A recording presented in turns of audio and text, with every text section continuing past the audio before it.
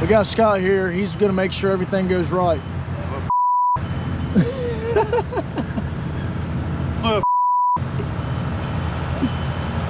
All right, we're back here on site at Chick-fil-A in Whitsett, North Carolina. They have set their vapor barrier. It's a vapor mitigation system. We're doing some fine-tune adjustment before they pour. They're gonna start their pour around 1 o'clock, and I'm gonna stick around with the guys as they pour. The pump truck's here, concrete truck's here. We've got everything in the slab fine-tuned.